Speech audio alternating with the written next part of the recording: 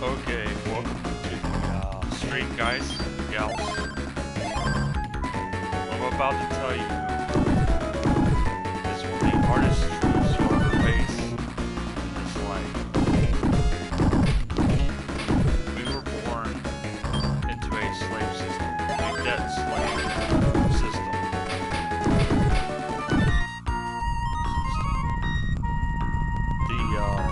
The ideal life we were sold, the one that they want us to adhere by, to get that perfect job, get that ideal mate, that house, that family, everything that we were told is what we should strive for, is meant to keep us bound to the system that enslaved us with debt. Every bit of it. We are basically debt slaves. And we are distracted constantly by what equates to bread and circuses.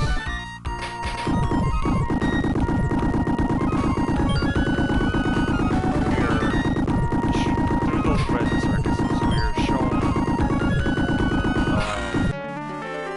what the ideal life looks like, what our reality, what the elite wants us to believe is our reality. Like, from everything they push politically to everything they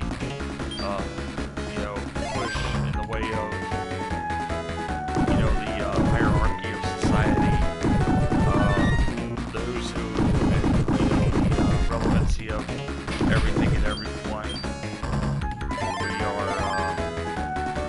We are shown it through film, games, through music, through the media. We are sold a lie that keeps us bound and seeking our own enslavement. And not only do we become slaves to it, but the generations we bring into this world, the children of tomorrow, become slaves to it as well. We are more or less cattle on a farm, means when powerful stay in power. And everything we do does not serve us, does not serve our best interest. It does not grant us freedoms, it does not let us stand out at our best, it does not let us be the standout individuals that we could be, the ones that really, make this Hollywood status that they tease, or this government, or this leader status that they tease you with. It's all meant to bait you and to keep taking that goalpost away from you. You can never really, in this world, in this reality that they've made for us, achieve greatness. You cannot be as great as they are, or as influential or powerful as the elite are. You cannot be that way. For low-tier society members, and your role is to perpetuate the slave system that you are part of, to empower the already powerful, and to keep that the leaders, and you, the servants to those leaders.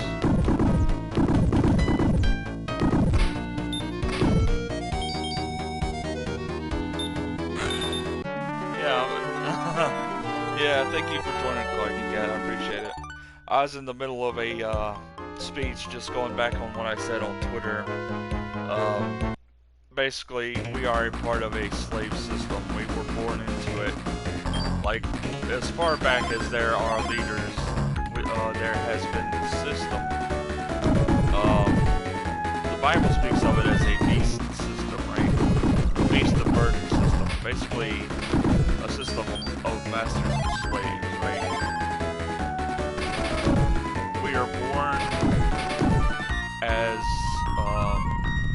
debt slaves to these masters who give us this false sense of being, this ideal life, this model life that we're supposed to adhere to in order to help us, you know, realize our dreams and whatever, right?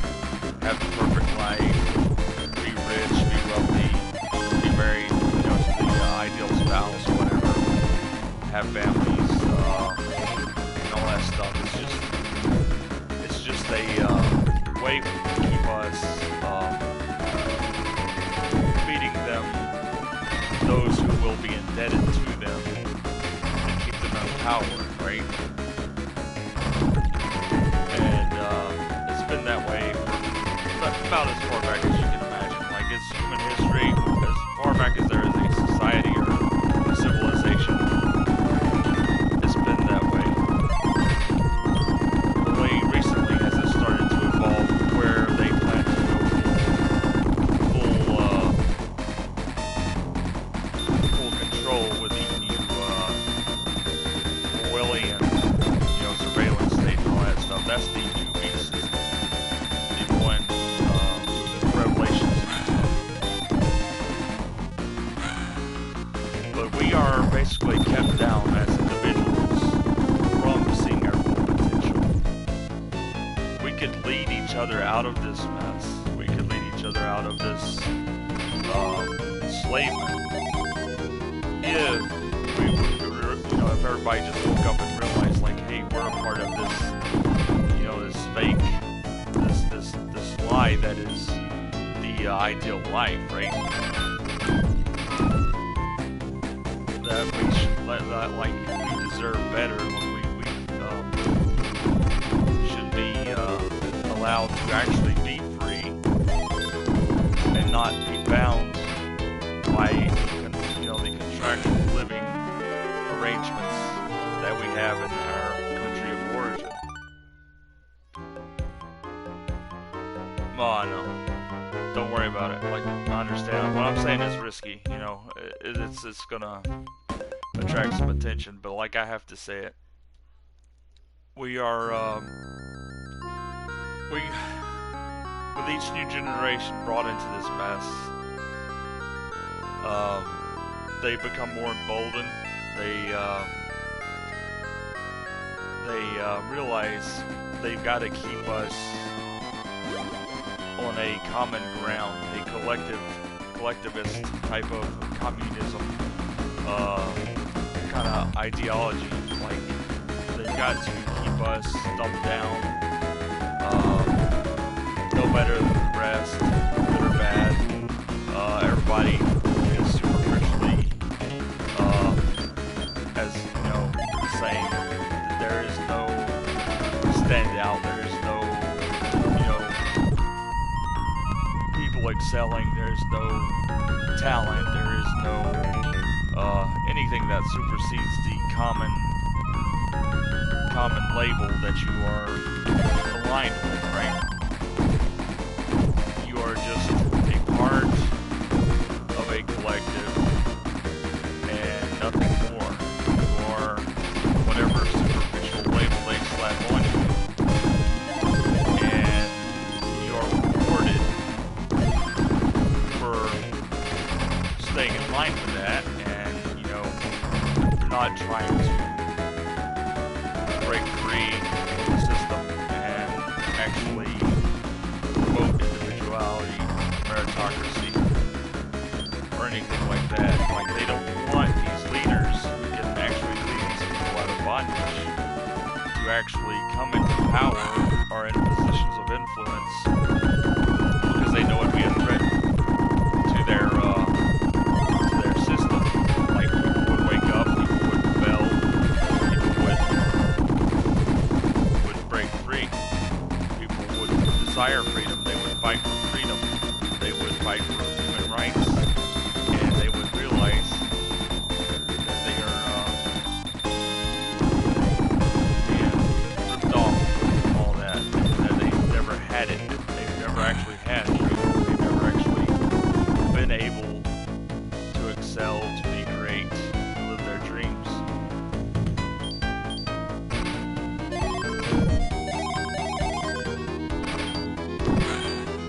But that's where we are. We were born into it. Most of us, like I'll be honest, like when I was caught up in it too. I was actually caught up in this mess. Like when I was growing up, like I was blind and ignorant like everybody else. You know, it's like we all sought the same thing. We all got enamored in our little hobbies and our little distractions and our bread and circuses. And we all strived for that perfect life. We all wanted to live our dreams. We all aspired to be something great. Not realizing that we would never be allowed to. We'd never be allowed to be standout individuals. We'd never be able to truly be on a level of power and influence as those who are above us and over us. But like in the here and now, like I'm very aware of it. I'm very aware of what we're doing. I'm very aware that we've been lied to, that we've been deceived, that we've been distracted. That everything we thought we knew was a lie. It was just a fabrication. It was a fabrication of reality. It was like they tell you one thing and they're doing something completely different behind the scenes. Living true freedom, true stardom and whatever. Living their dreams while we serve them.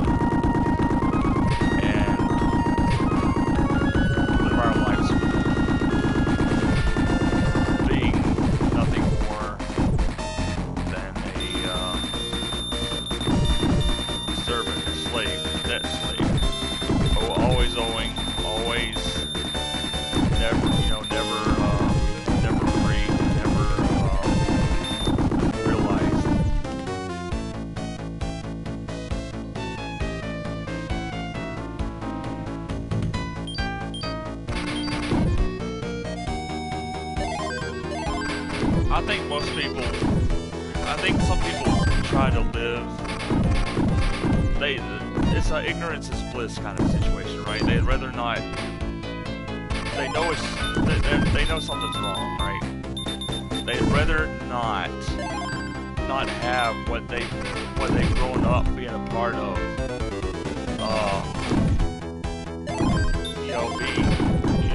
they'd rather not realize what it really is, right? They don't want to see it for what it really is, because it's the most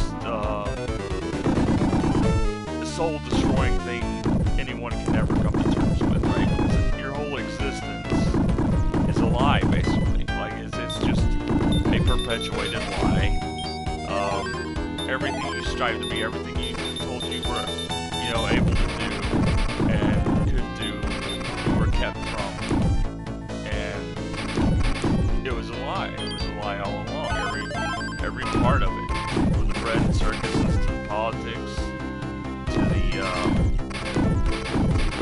to the whole ideal of loyalty to country and citizens and stuff, and everything. It goes deep. Like it's the very foundation. It goes down to the very foundation of our lives as civilians, as our lives as the citizen of these societies, right? We are, and the problem is, I think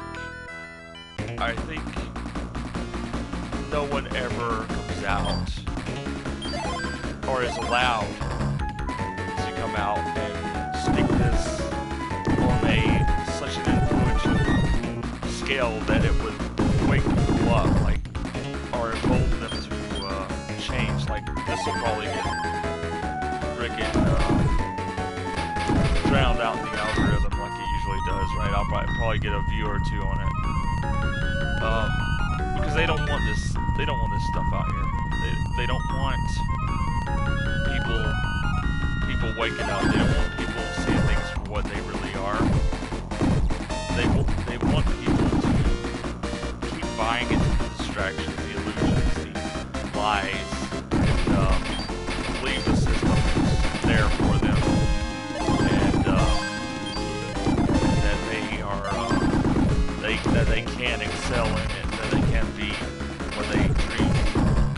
But it's not that way. Never was. Like, unless you were born into that part of the hierarchy, unless you were born into the families of these elites, you are born as a dead slave. The day you're born, you are indebted to these debtors, right? Most of them do. Well, they try to paint us like we are, right? They try to paint us as French conspiracy theorists, right? Like the whole new world order and all that stuff, beast system, the surveillance state, the mark of the beast, all that stuff. They want to paint us as religious gurus or conspiracy theorists, tinfoil hat salesmen, right? They want to paint us in that light because that's the only way they can keep the illusion going. The only way they can keep themselves in power, keep themselves from facing the backlash of a society that is very well and capable of turning this stuff around and undoing it. Their numbers in comparison to the majority are few. All they have is their armies and the people loyal to them who will die for them, right? And that's how they stay in power, is the armies and the patriots or whatever. The ones who will go to battle even against their own people. Yeah, once you realize what's going on, you can't unsee it.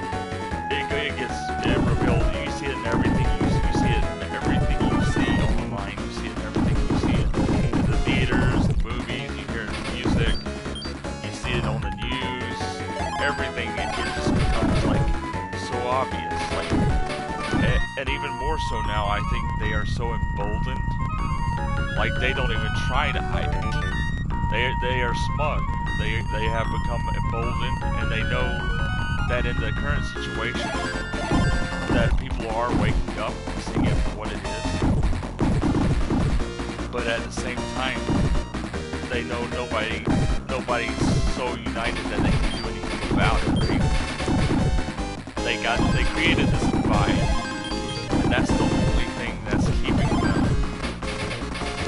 from facing the consequences of those generations of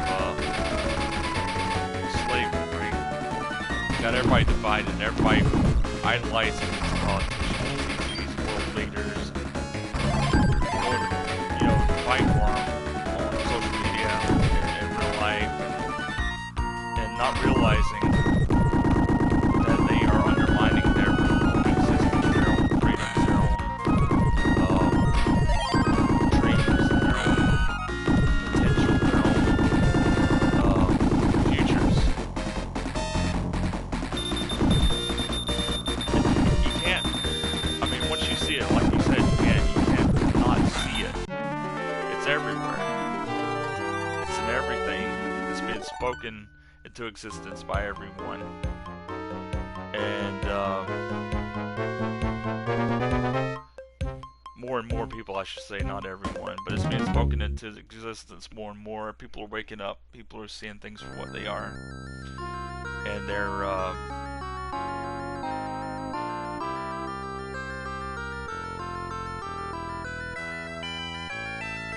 I'll check it out. Like if you, yeah, if you DM me, I'll check it out when I get off this stream here. I didn't want to keep this going too long because I just had a little to say about it. But like I've said, pretty much everything's to the point. But it's the hardest truth that you'll ever face. Like is knowing that your existence, everything about it, everything you were told it was is a lie. You thought you knew, you didn't really know. And there's a price to pay for that blindness, that then turn in a blind eye or deaf ear or whatever. True. Even in realizing this, even in realizing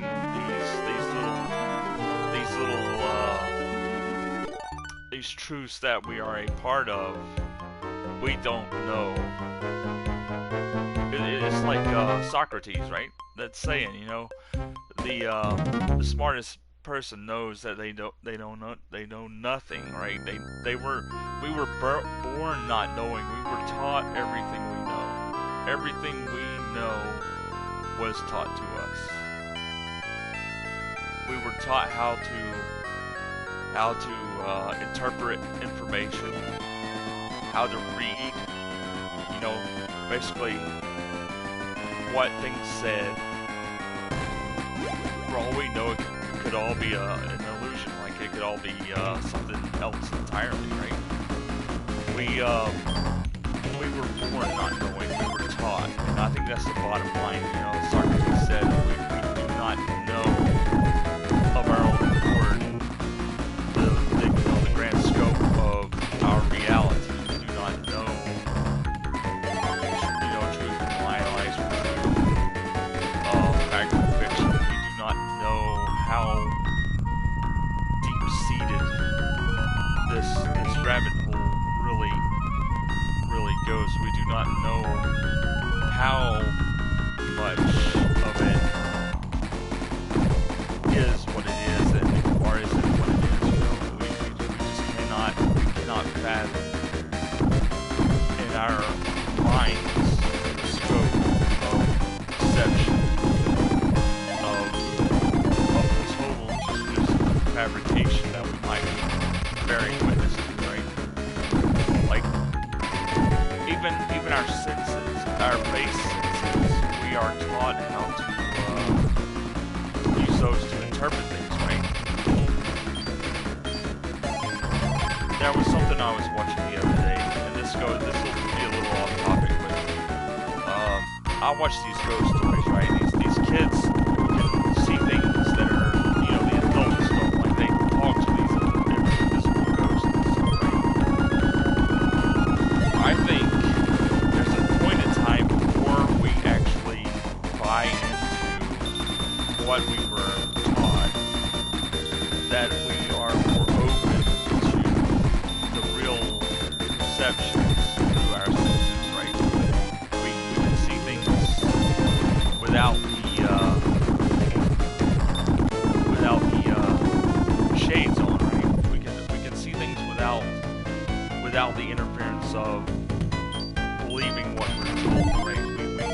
Our imagination is at its fullest, as free as it's not influenced, not purely influenced anyways, and we can see things, we see the world differently. Like, it's way different when you're a kid than when you're an adult, right? When you've been fully indoctrinated, fully taught the ropes of life, right? But I do believe there is a time in our lives when we were really young that we could actually see the reality, just a hint of it, but not understand it in the way that we were taught to understand everything else going forward, right? I think what we're sold, what we see, what we hear, a lot of it is product taught. It's a byproduct of what we were taught, what we were influenced to think, what we were influenced to see in things.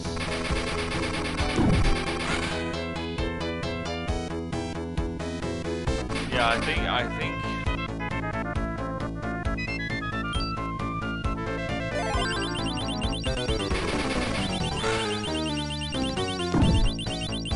that's not good. But yeah, like adults will never understand. Kids will behave in weird ways. Like they're not on the same sort of page, I guess you would say, as. And a lot of today, a lot of these kids are getting wrongfully diagnosed with psychiatric disorders and stuff. It's not the case. Like, it's just extreme emotions and stuff. It's not crazy. It's not anything of that sort. It's the way they perceive the world, right? Now, like I've spoken with you a lot, like over the years, and I know there's nothing wrong with you. I know.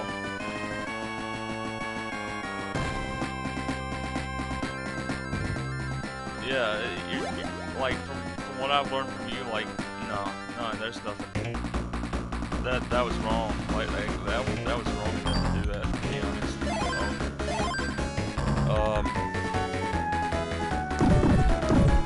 I think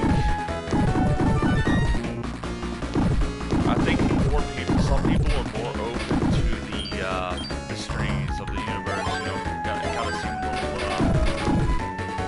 little mystic there, but like the mysteries of the universe. I think some people are more open to the possibility of what we don't see and what's behind the scenes than others. I think some people take things at face value, and I think that's where a lot of them get lost. I think they just take things at face value, and they don't try, they don't understand, they can't see that somewhere between what you see and what you hear, there is something else going on.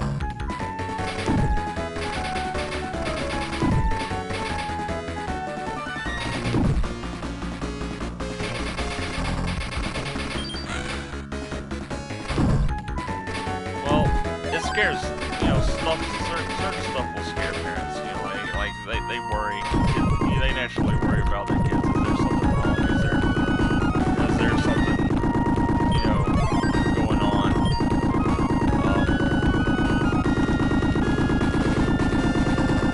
Yeah, I didn't believe you did. Like, that's alright. But, I think some of them do it, they do it out of caring, right? They do it out of caring because they worry, right? They just don't know, they just don't understand. That's all it is. Like, a lot of the parents, a lot of the older elders in our society, grew up with a very, very basic look at things. Like, they weren't so into the behind the scenes stuff, so into the theories and the different things that weren't answered, and behind what they were taught in school and stuff. They didn't ever question anything. They didn't ever, stop to question or think, about the alternatives, the possibilities, the things. To an extent, they bought into it at face value, and sometimes religiously with a air of faith. Like they just believed that's how it was, right? But like, it's like I always say, you gotta ask questions. Like, even if the answer is what it is, you've got to ask questions, right? To get the answers, you've got to ask questions. And there's so many unanswered questions in the realm of reality of what life is, and what part we're playing. That if you don't stop to ask all these questions that need to be asked, you will never come to terms with what your life is, what you're going to be able to do and don't do if you don't do this or that, right? You're never going to, realize things for what they are. You're never going to see things for what they are, or understand them, at least to a degree that you realize something else is going on, and it's not all that is, put out to be. Like, it's not all that they say it is, right?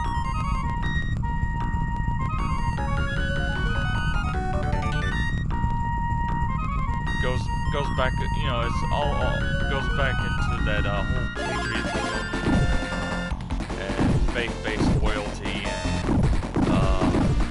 idol worship of politicians and craft that's been going on since the dawn of time. Leaders, these people who would die for these people, by what they're selling at face value.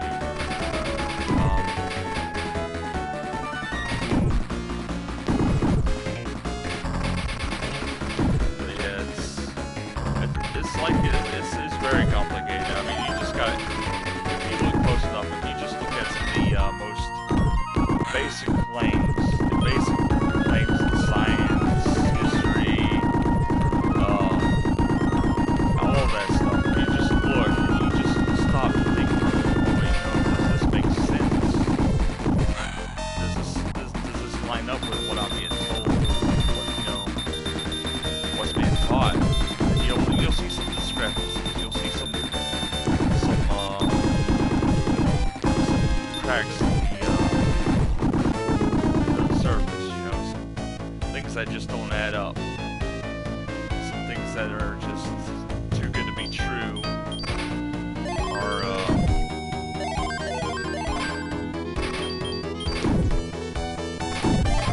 just way blown out of proportion to make it seem it's worse than it really is.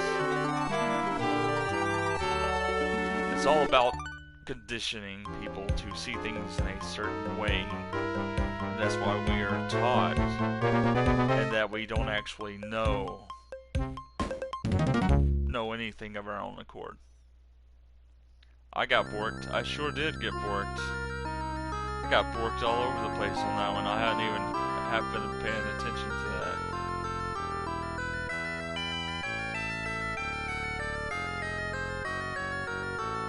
Well, even in searching, our scope is limited because the information we have is limited, right? It is limited. A lot of it was lost to history. Like, a lot of the stuff that really matters, that is ancient history, was lost. Like, I'd say, like, one of the biggest losses was the Library of Alexandria, right? All that stuff burned up in flames, right? I think, to be honest though, like you said, is it though? I think there is a record. I think there is a secret record of it all. I think it was transcribed, it's probably written down, it's probably archived. But we don't have access to it. We don't have access as a, yeah, I believe there is.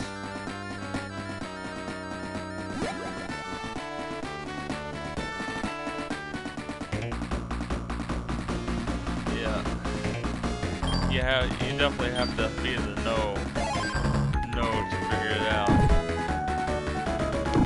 Yeah, I know. I think we've talked about it before. I won't go over it, but like, you have to be in the know. Again, it's about being awake, right? It's being about in tune with what's going on. Seeing behind the scenes and stuff, which is a lot of what I do in my off time from gaming reviews and stuff. I I dig deep. And you do too. I know you do. And, but yeah, like a lot of the stuff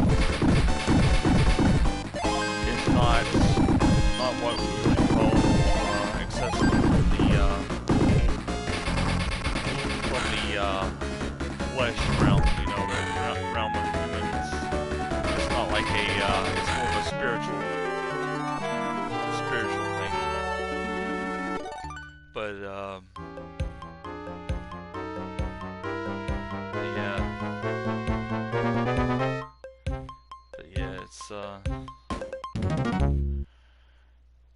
it's out there.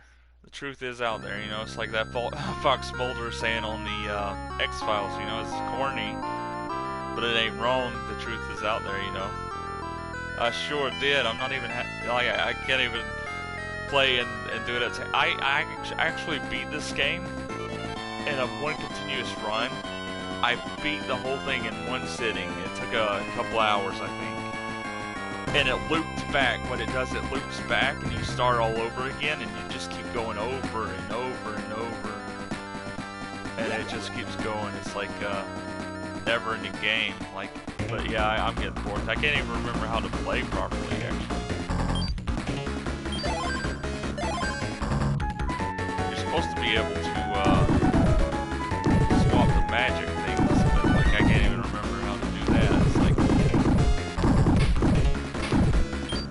It's all good, yeah.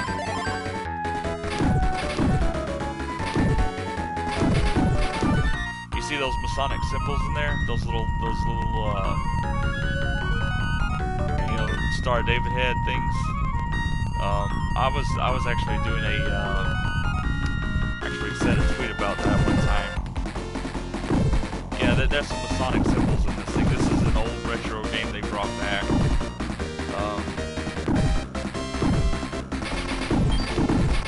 It's like it goes with what I was saying. There's a lot of symbology in this, in the full of entertainment games and stuff. There's a lot of hidden stuff in these things.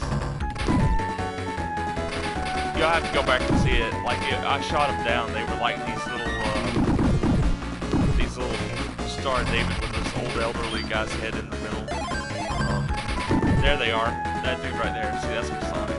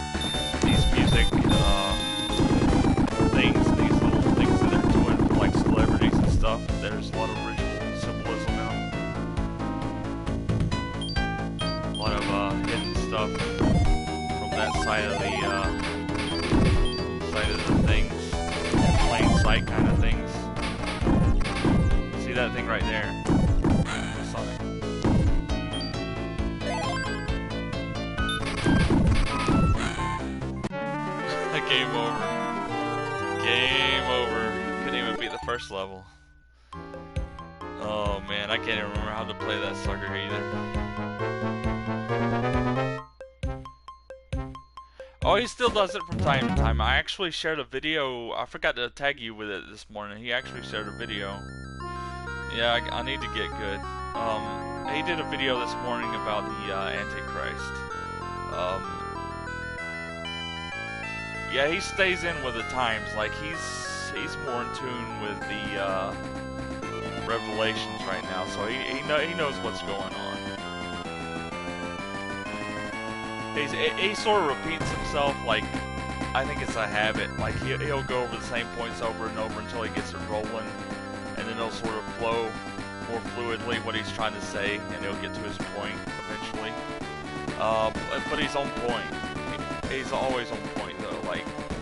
And that other dude, the Ralph Smart, the spiritualist guy, he has some biblical leanings. but he's also a spiritual kind of guy, right? I know he's selling books and stuff, but like, and merch, but what he says, like, what he says is on point, like, a lot of what he says.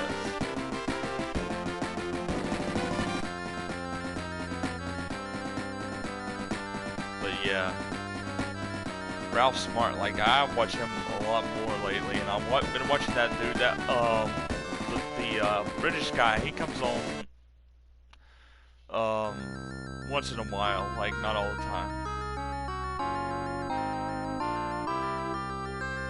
Yeah, you definitely have to take a look at both of their YouTube channels. They're really, they're in tune with what's going on. You can tell when somebody is in the know, when somebody can see there's something off about this world. You can tell in their message if they really are just peddling lies just to look cool, or if they're actually speaking from experience. You can actually, you know, tell the genuine article from the deceivers. Because there are some people out here that make like me and those guys look like idiots, right? Look like conspiracy nuts. But yeah, it's one of those things. Yeah, I mean, I'm out there. I put myself out there. You know, I tell it like it is. Tell the truth, as hard as it may be. Trying to open people's eyes, trying to get people to see things for what they are. Trying to get them to ask questions. I sure do, yeah. I've just decided, like, I mean, I'd rather say it than hold it in and regret not saying it, you know. It's like, I care about people. I care about this world, you know. I care about the state of it. Oh, I always get into those heated debates. Always getting blacklisted by some PR over it. Always something. Yeah, that's my life. Mass debates, yeah. Always the mass debates.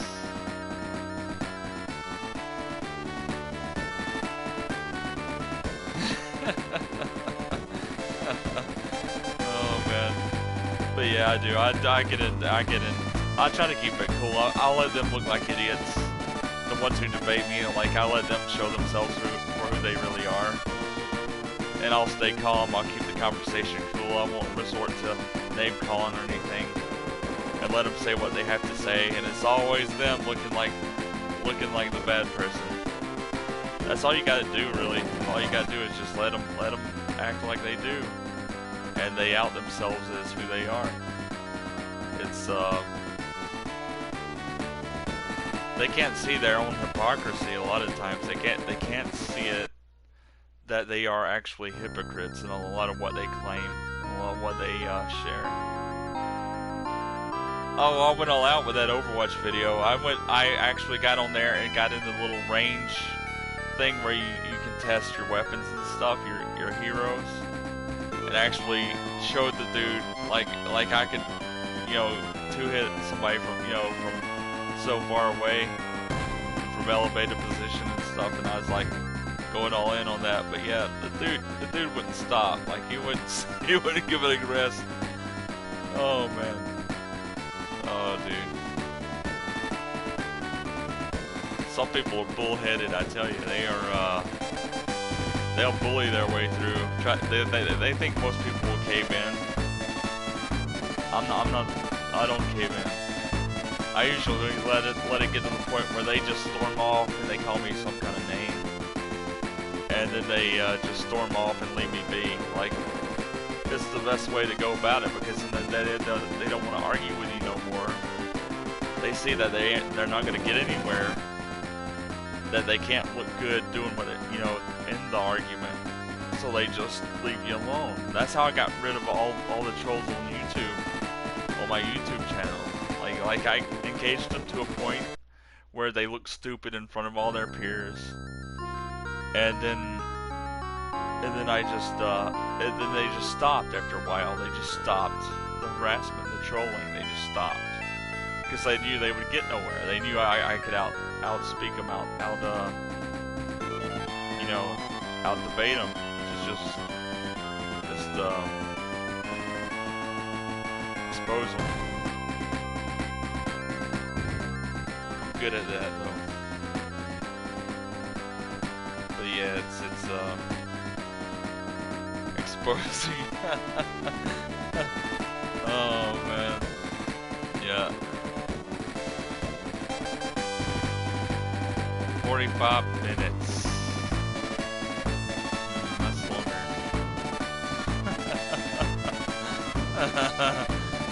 Yeah. Yep, that's going on too. Yeah, the game inside slowed down, so you know where I headed. My attention went, don't you? Game inside, so I went to the film side again.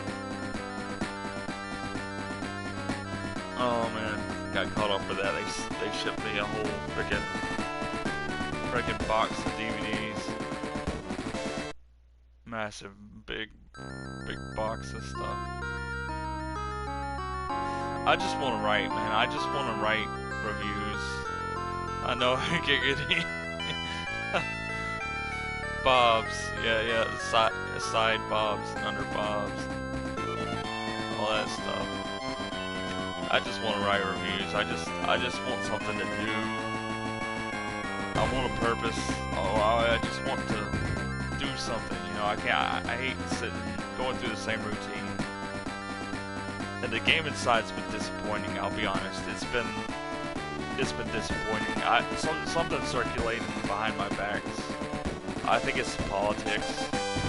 I think they are trying to stay away from me because I'm so controversial. You know? They don't want to be associated. They don't want to be looked down upon because of what I say. I'm guilty by association or whatever. That's what they see it as. But I tell them time and time again, like, I don't put politics in my reviews. I don't do that. Like I do the reviews. It's about the game or whatever, and that's it. But that's the measure of worth these days. Like, if you're on social media, you've got any sort of adverse opinion to the, the common narrative, you're avoided like the plague or something. It's like everybody, look at that dude, he's got the plague, man. Stay away. Hold up the finger crosses and stuff. Put on the garlic necklace. And all that good stuff. Burn him at the stakes like a witch.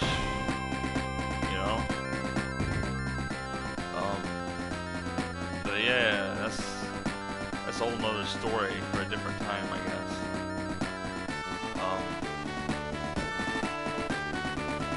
Struggle, like back in the day when I first started doing game reviews, like I was doing indies, like I was doing upwards of 10 a week. Upwards of 10 a week. I was a one-man review army, and I was getting the stuff and no questions, no problems. This was well before all this politics started heating up and getting nasty. Like I had this infinite supply, and it was before people started catching on and wanting to do the same thing. And now everybody's fighting for access. Everybody's shilling, and they'll go to the people that actually shill and bend the knee before they would somebody like myself. They would go to someone they know they can count on to, kiss butt and give that positive review or speak highly of something. Over somebody who might not be as faithful to the game or the brand, or might see something that needs to be fixed or something.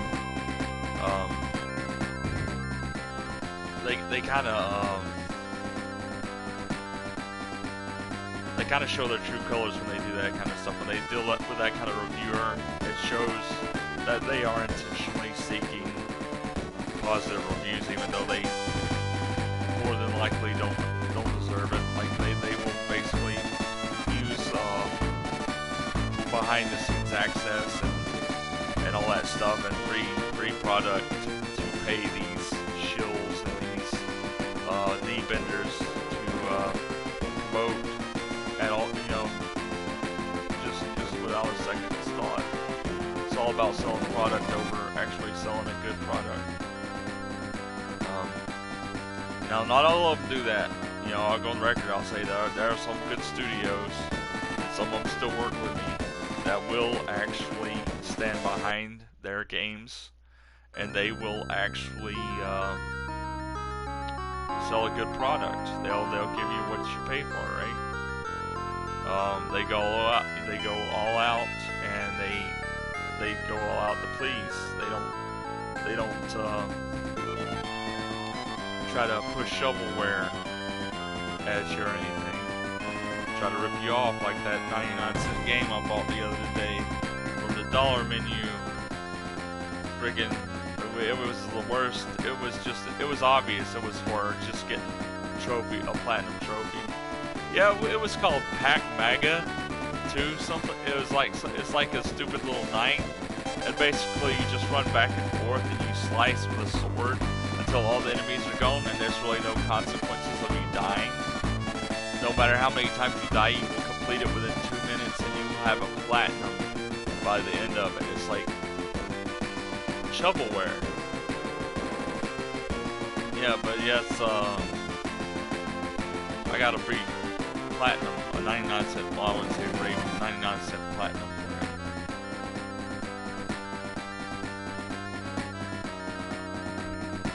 it. Yeah, there is definitely, it's growing. Like, you see these little games where they got, like, jump this, jump that, cow quiz, or running taco, or running pizza, or, yeah. JRPGs are better. JRPGs are the best. Are the best. You still getting the Valkyrie Elysium?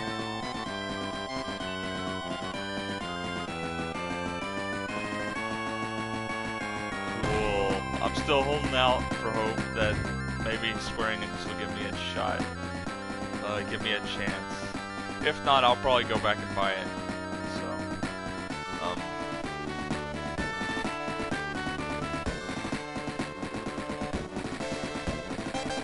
It did look nice. I saw a picture of it a while ago on the giveaway that I entered, Best Buy giveaway.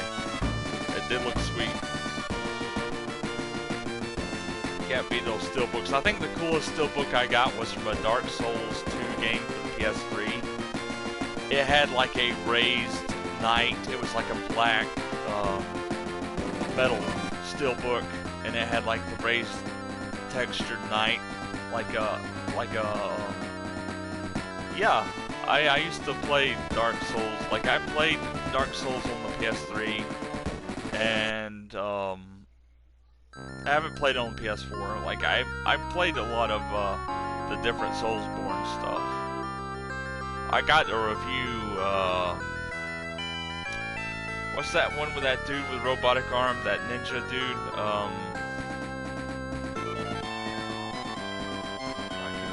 what that thing is called, and that grappling hook.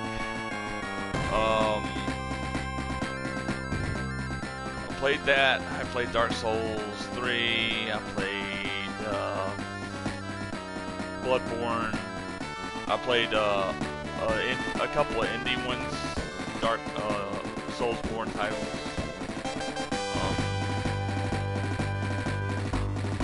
Oh, I got 4th of July. I can't even, like, that first level, I had to learn that you can grind for the currency to sort of level up, so you can sort of cheese past stuff. I had to go that route with Bloodborne, because, like, I was getting forked in the first area, just by those lesser enemies, the mobs, over and over and over again. Like, I would have to, I didn't realize I could go back to the, little transport little totem thing and go back and level up the stats and stuff and unlock some armor and stuff. Like, it just it's a grind. Like I played. What is that? What's that new one that they had out recently? The I'll tell you a second here. I got it right here. It's the Elden Ring. Like I grinded the heck out of that thing at the beginning, tried to boost the stats so I could get like a head start. But like it became so tedious and so mind-numbingly repetitive that I gave up. Like I just gave up on it. Like I said, nah. I never did finish it.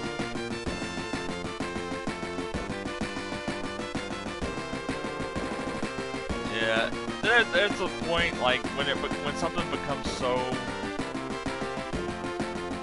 frustrating and so repetitive, like when you keep getting bored and you keep going, have to go back in and redo this and that, it's just not fun. It's just not fun.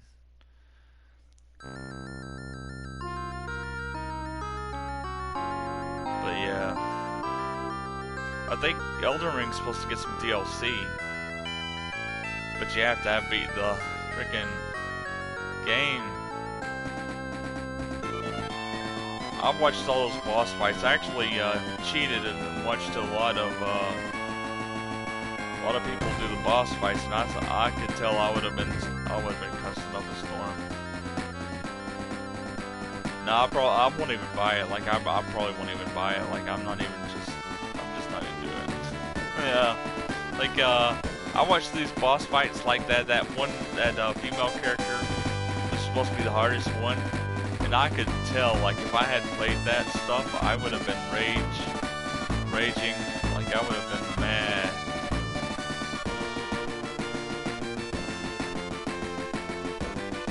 Yeah, Melania, yeah, I would have been so mad. Yeah, I think you got it right.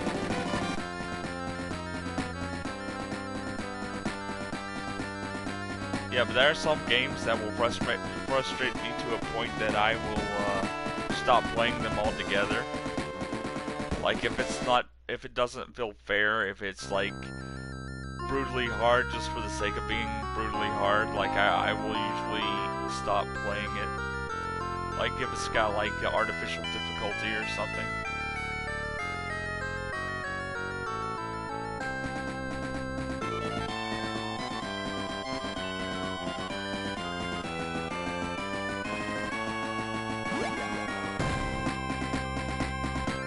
Give this one more run and then I'm going to order off, brick off, and all that stuff, and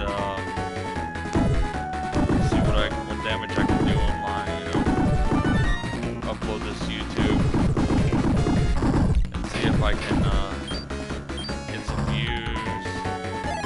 See if the truth gets hidden. See if all that stuff happens.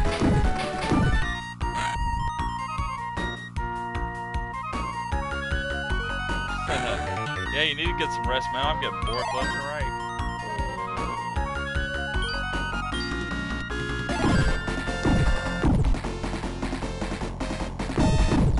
Yeah, you need to get you some rest. Like, I know it's like in the game over, not even 3 minutes in. Oh, that's a record. Oh, that's a record, man.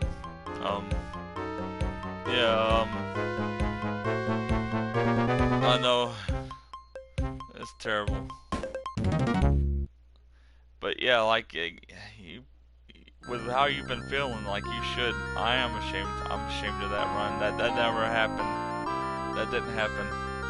Even though it's gonna be uploaded onto the internet forever, it didn't happen. People just think it did.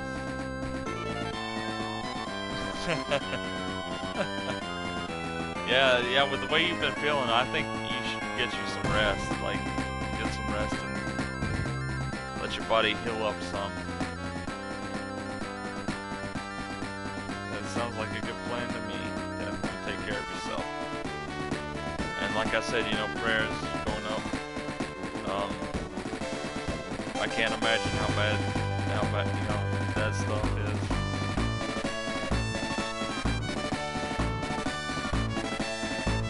I will talk at you later, Lucky Cat. I will catch up with you on Twitter.